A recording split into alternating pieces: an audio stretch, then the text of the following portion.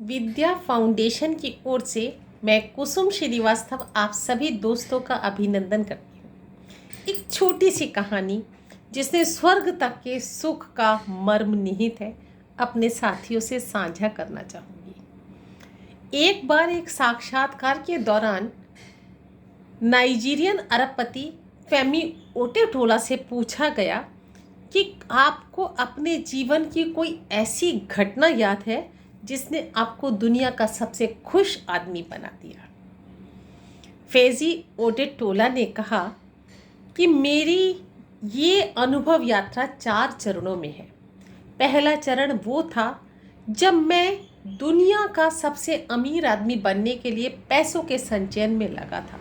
बहुत पैसा इकट्ठा किया, लेकिन खुशी नहीं थी। उसके बाद का चरण था कि दुनिया के सर्व सुविधा संपन्न सामान को जोड़ना, और मैं उसमें लग गया।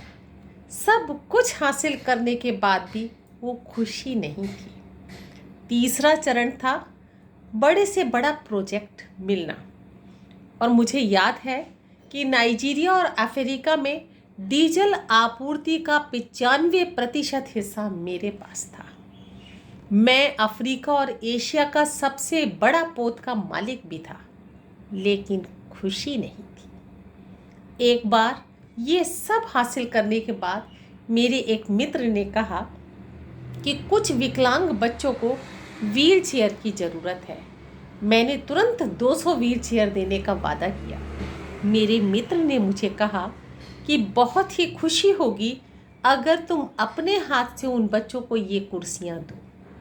मैं अपने मित्र के कहने से उन दिव्यांग बच्चों के बीच वो कुर्सी वितरण करने के लिए चला गया। कुर्सी बांटने के बाद उन बच्चों के चेहरे पर जो खुशी थी, वो देखकर मुझे असीम सुख की प्राप्ति हो रही थी।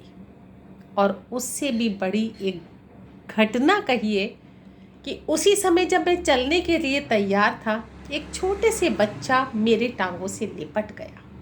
मैं उससे अपने पैर छुड़ाकर जाना चाहता था, और लेकिन तभी उस बच्चे ने कहा कि एक बार मुझे अच्छी तरह से अपना चेहरा देख लेने दीजिए, जिससे जब आप स्वर्ग में मिले तो भी मैं आपको धन्यवाद दे सकूं कि आपने हमें ये व्हील चेयर देकर हमारे इस जीवन को कितना खुशहाल किया है। बच्चे के कहने से मेरे आंखों में खुशी के आंसू थे, और वो दिन मैं कहूँगा कि मेरी ज़िंदगी का सबसे खुशहाल दिन था।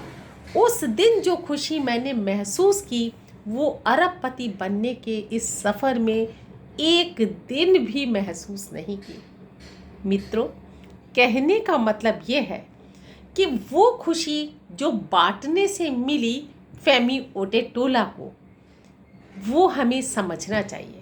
हम सब चाहेंगे कि इस जगत में भी और परलोक में भी सब हमारे इस शक्ल को याद रखें, और उसे याद रखने के पीछे सिर्फ एक ही मकसद हो सकता है कि अगर हम इस जीवन में जो भी हमें मिला है उसे खुशहाल होकर बांटते चलें, तो सच में इस लोक में भी लोग आपको याद करेंगे, और परलोक में भी आपकी शक्ल देखकर आपको धन्यवाद देना चाहेंगे। मैं उम्मीद करती हूँ कि मेरे मित्र इस कहानी के मर्म को समझ गए होंगे कि विधाता ने जो कुछ भी हमें और आपको दिया है, खुशी के साथ उन लोगों को बांटते चलिए जिसको उसकी ज़रूरत है।